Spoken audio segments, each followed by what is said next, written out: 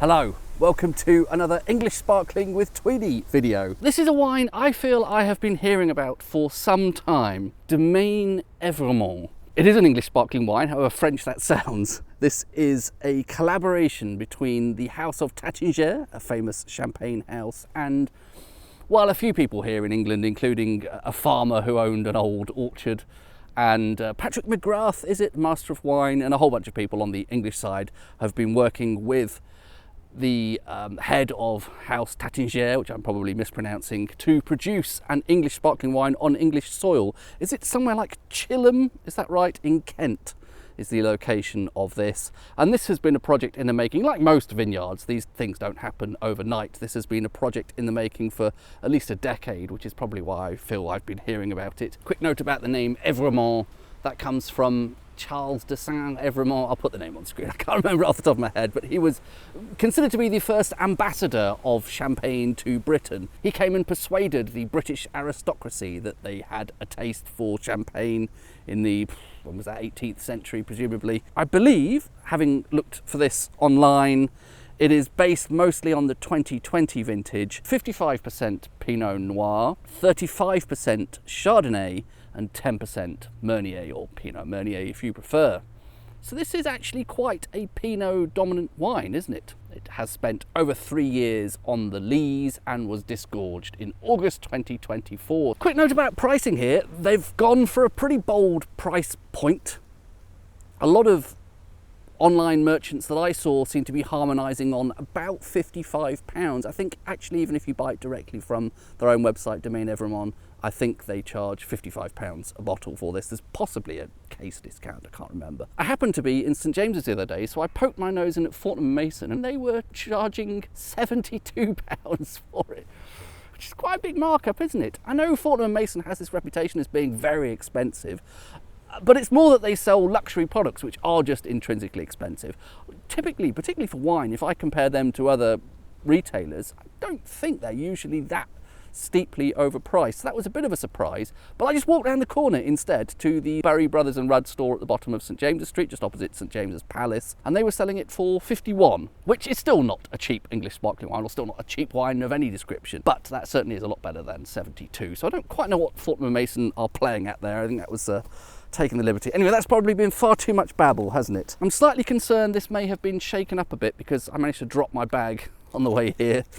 So this could be a bit of a lively opening, but as noted, this has been 10 years in the making, so perhaps a little bit of fanfare is not undue.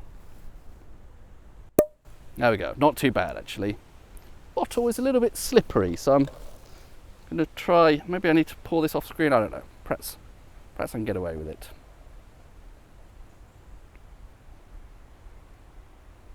This stemware for public parks, as I always feel I have to say because somebody makes a comment about it every now and again, is clearly not showing off the wine to its best aesthetically, visually, but take it from me, that is a sort of yellowish gold.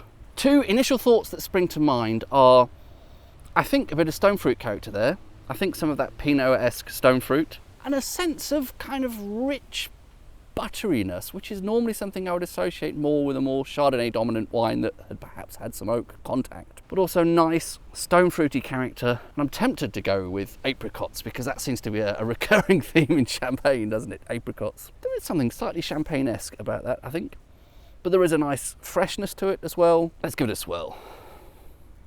A bit of a pathetic pour in the end, wasn't it?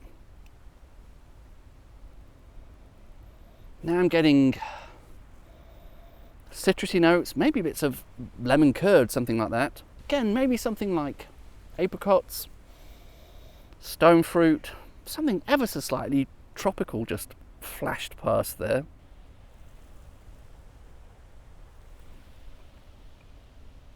Nice on the palate, nice and dry, nice and mineral, quite a light sensation. The mouthfeel of that is really quite elevated and quite light. It's sort of elevating, levitating off the tongue a bit there. And there is more similar sort of fruity character to what I said. Getting a slight sensation of custard somehow. Don't know where that's coming from.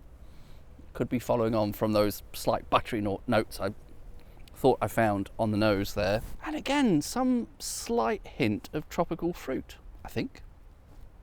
But also the apricots as aforementioned. All of that sounds like a very fruity wine, and yet it is quite light and quite mineral there. I like that minerality, that sort of delicate, dainty sort of mineral way that all of that fruit expresses. So none of this is an intense, overwhelming fruit bomb. There's lots of pleasant nuances of all the aforementioned fruit on a backbone of sort of minerality. It's not hugely zingy either. Let me give it a second sip, see if I... Yeah, certainly not searingly acidic. By English standards, I would call that relatively gentle on the acidity. There definitely are little hints of lemon juice and so on there, but I wonder if this has gone through malolactic fermentation or something. It doesn't have some of the searing edges that you sometimes get in English sparklings.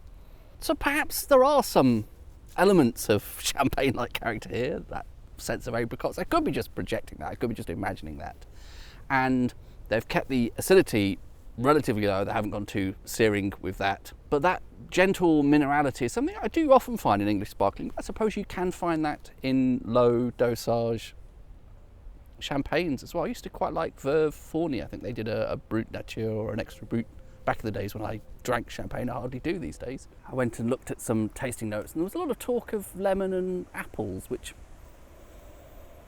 I don't know. I feel as though I get a different sense from this. I mean, maybe I'm finding some lemon now. But, the one thing that I did get right from my first impression, without having properly read the official tasting notes and description and everything, is that this does go through full malolactic fermentation. I think at least some tasting notes describe this as having a vibrant acidity. I wouldn't say this is flabby and not acidic, but the previous English sparkling I had, for example, was East Meon, and that was, I'm fairly sure, something that had not undergone malolactic fermentation, so that had all that green apple zing still intact, whereas this, by comparison, milder and more rounded. Perhaps I'm noticing the zing a bit more on that second glass. Fruit-wise, I think this goes a little bit beyond the classic apples and lemons, and I wouldn't expect to find predominantly apples and lemons if this is a Pinot dominant blend. It's 65%, was it, Pinot Noir plus Meunier, and only 35 of Chardonnay. And the apples and lemons, I suppose you can get red apple from Pinot, can't you? But generally speaking, apple comes from Chardonnay in England. Again, that slight custardiness or something. Custard is a note I sometimes find in Pol Roger. It may not sound appealing, but I say that in a complimentary way. I like that slightly rich, creamy note. I think we all agree on creaminess. I think definitely what I'm detecting here, and I think that was also in some of the more official tasting notes, there was talk of creaminess. And that may again come from the malolactic fermentation, the conversion of that malic acid into lactic acid, which we're familiar with in yogurt, for example. The slight sourness in yogurt, the sort of creamy but sour taste of yogurt. So where are we then? I think they've made something quite different here and quite interesting. Perhaps there are some elements of English sparkling stylistically there, but perhaps this is suggestive. I can't help but think this also owes something to champagne, to that winemaking tradition, which of course to a certain extent all English sparkling does, obviously. Probably unfair to compare it to the previous wine I had because it's chalk and cheese. Well, chalk and chalk, I think they're both on chalky soil, but the style is very, very different. I'm enjoying this as a one-off, as an experiment. If I had paid £72 at Fortnum & Mason for this, I would probably be feeling a little bit regretful. Is that a word? I think that's a word, isn't it? Regretful.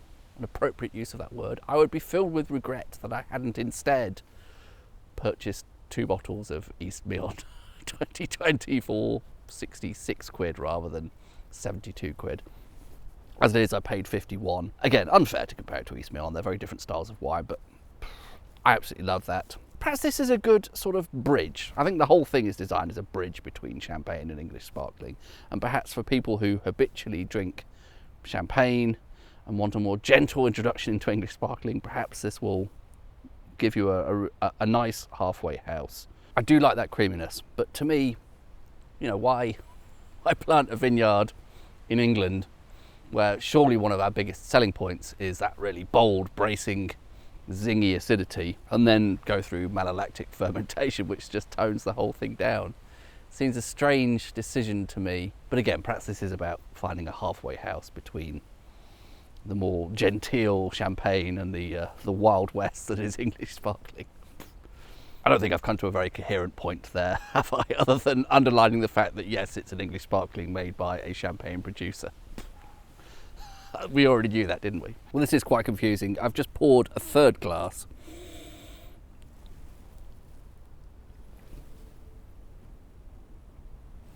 And at least the first sip from that came across as really quite zingy.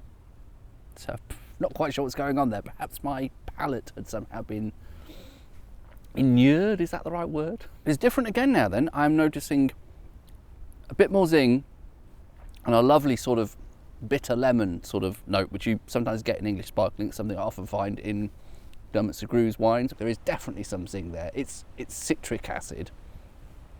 We've definitely done away with all the malic acid. It's not green apple zing, it's sort of a lemony, bitter lemon sort of zing, which is very pleasant actually. And that combined with those hints of custard, how can I wrap all of that up into an attractive sounding package? It seems like an odd combination, doesn't it? Bitter lemon and custard. Lemony custard feels like a thing that should exist, doesn't it? That is nice now. I'm really noticing the citrus. Perhaps it was the stemware to blame for the first glass or so. Perhaps I should be rinsing it out with a bit of wine to begin with, as someone recommended on Burgundy with Tweedy the other day. Now that has settled down, I think it is doing what it's supposed to be doing. Bitter lemon and a pleasing sort of creaminess that I want to call custard still. Okay, I really ought to stop talking now because it's just going to drag on forever, isn't it? Cheers. I don't think I have any microphones turned on, but perhaps for once it's nice to use the internal microphone on the GoPro. I've put up a tarp, look.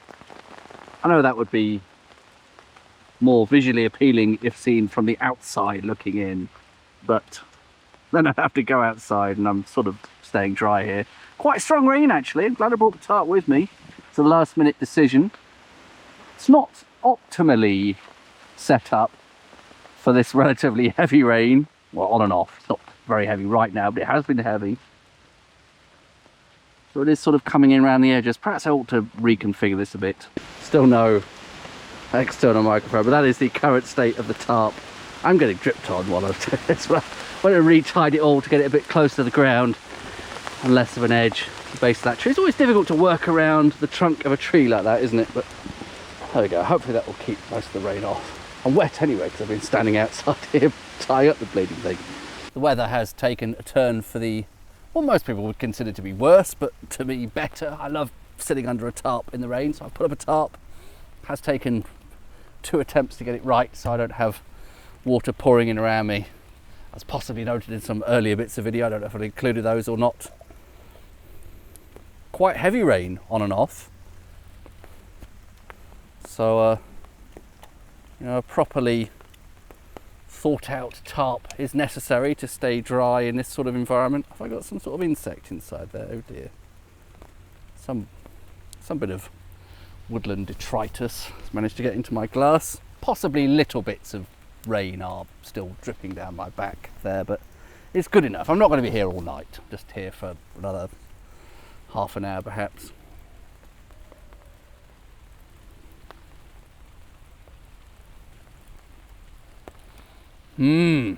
What a delight it is to be in the rain, in the woods, with some English sparkling, in the English woods, with English wine.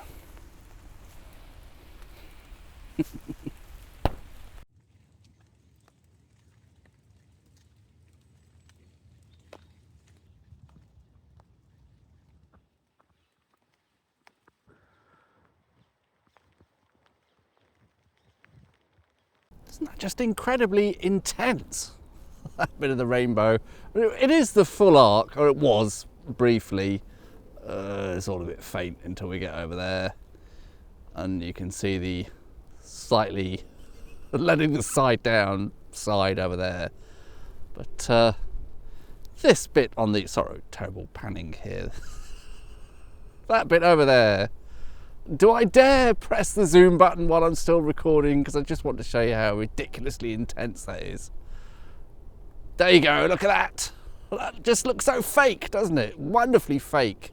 Like I've just put that on in post-production. Oh, not as much up there. What time is it now? 7 something. Can't be far off sunset. I have dilly-dallied here for some significant period of time. Sorry, not keeping the camera straight there while I was checking my audio recorder thing. Probably no aesthetic merit in that shot whatsoever, is there? Just put the phone away, Tweedy.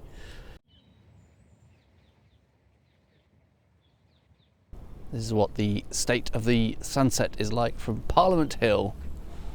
What time is it now? Still a little smidgen of a rainbow over there.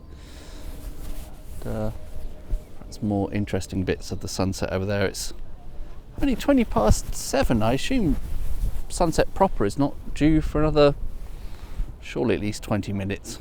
I haven't checked the official time. I suppose it does get ever earlier this time of year.